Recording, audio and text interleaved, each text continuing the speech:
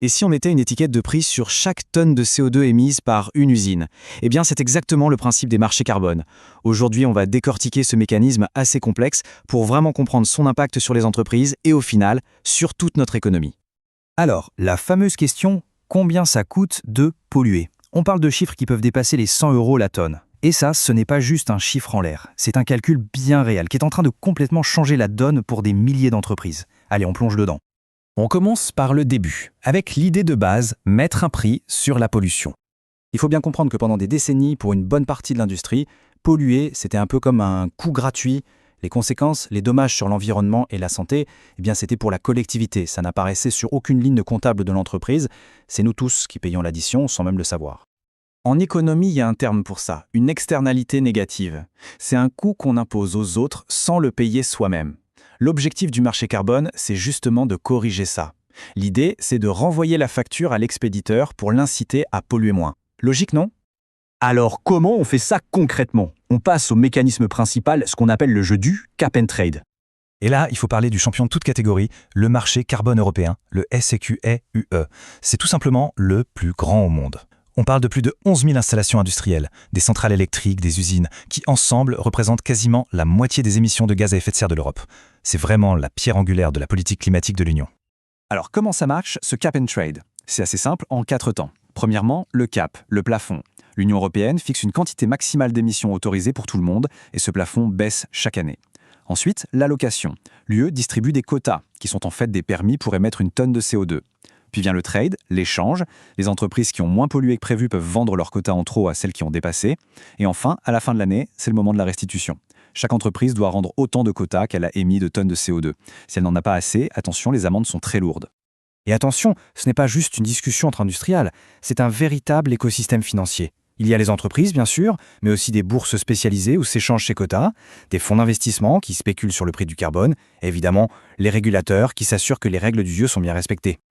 Bon, on a vu la mécanique, mais alors, quel est l'impact réel, concret, sur les entreprises? Sans surprise, ce sont les industries lourdes qui sont en première ligne.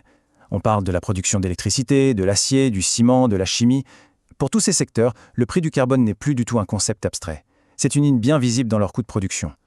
Et pour bien se rendre compte de l'impact, parlons chiffres. Le prix d'un quota, donc le droit d'émettre une seule tonne de CO2, a grimpé jusqu'à dépasser les 100 €. Alors imaginez une cimenterie qui émet, disons, 200 000 tonnes par an. Faites le calcul, ça représente une facture de 20 millions d'euros, juste pour le droit de polluer.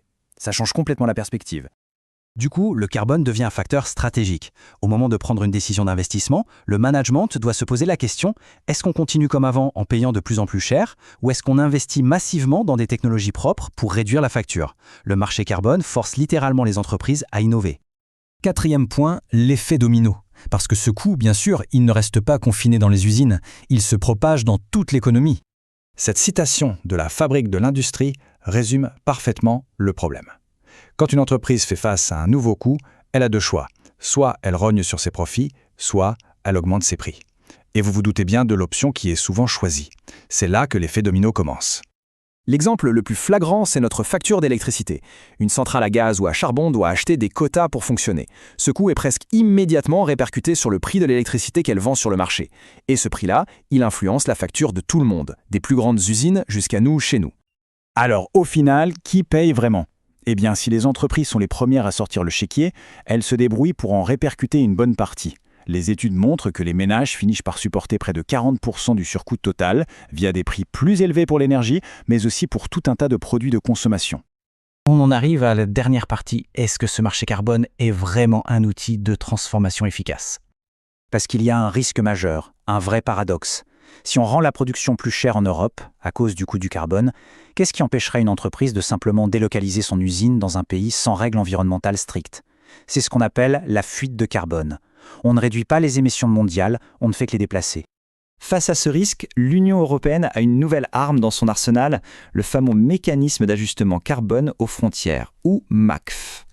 En gros, c'est une sorte de taxe carbone aux frontières. L'idée est simple, si une entreprise veut importer de l'acier, du ciment ou de l'aluminium en Europe, elle devra payer un prix équivalent au coût du carbone qui aurait été payé si le produit avait été fabriqué ici. Ça rétablit une concurrence équitable et surtout ça incite les partenaires commerciaux de l'Europe à eux aussi mettre un prix sur le carbone. Donc, il ne faut pas voir le marché carbone comme une simple contrainte. Comme le dit très bien cette analyse, c'est la première pièce d'un puzzle beaucoup plus grand. C'est la base sur laquelle on est en train de construire une des transformations industrielles les plus ambitieuses de notre histoire. Voilà qui nous amène à la question finale. Le prix du carbone. Est-ce que c'est juste une contrainte financière de plus pour nos entreprises? Ou est-ce que c'est, au contraire, le catalyseur dont on avait absolument besoin pour pousser l'innovation et construire l'industrie propre de demain?